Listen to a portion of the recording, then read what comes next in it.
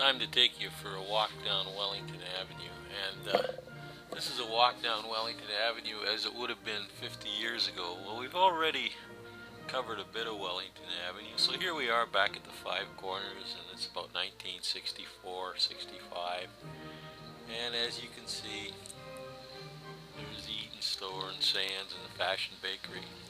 And back in 1967, Bobby Jimby, whose song Canada was #1 on the charts, came to Chilliwack, and there he is with Al Holder and the Walker Brothers in behind. And what this was all about was he was actually somebody that lived in Chilliwack, so he wanted to come back and just say hi, and here he is sitting on near the Five Corners with some kids having a great old time. And this is about where he would have been sitting if it was nighttime and it was December, because this is looking down Wellington Avenue, and you're looking down past Don Lange Credit Jewelers and the 5 to $1 store, and you can see Eaton's way over there on the left, and it's just about Christmas time. That's why all the Christmas decorations are up there where you can see them. This was how it would have looked from the air. We're just trying to give you an overview here. And this is the corner of Wellington and Main, and the Royal Hotel's right at the bottom right there. Over to the left is where the Strand Theatre used to be, and across from that was Jim's Pool Hall and Fogg's Shoes and the Sears store and the library and Phillips secondhand store. But that's just to give you an idea how it looked from the air.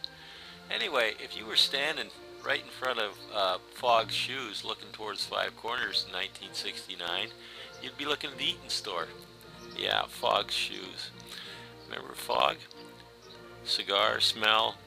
It's right across from the Royal Hotel. He had that shoe store there for years and years. Anyway, this is one of his old shoehorns from those days.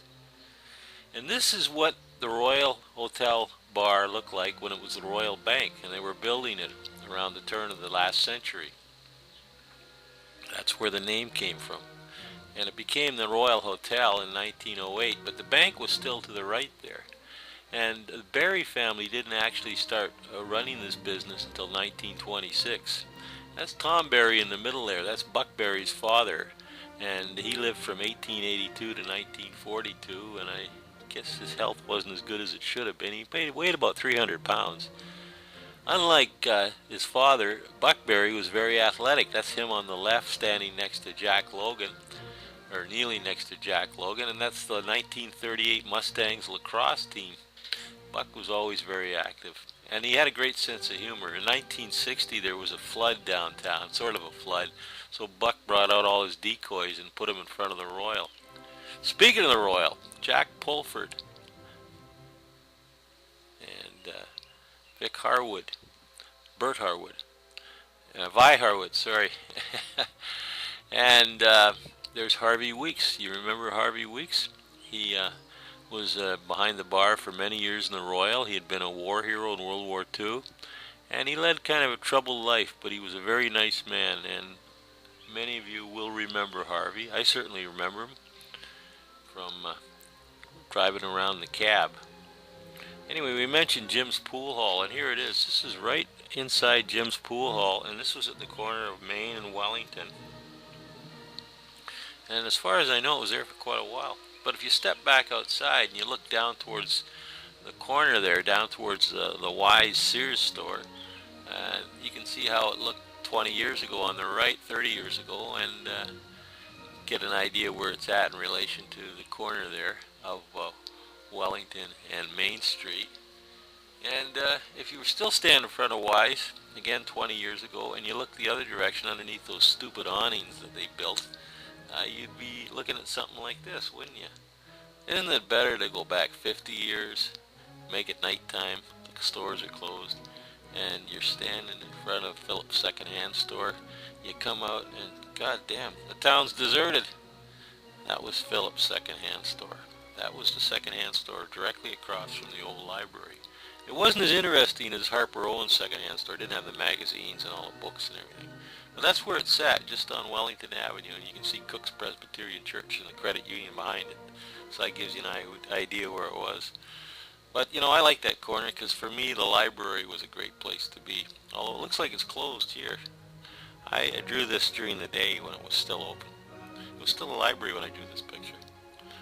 And back to the corner of Main.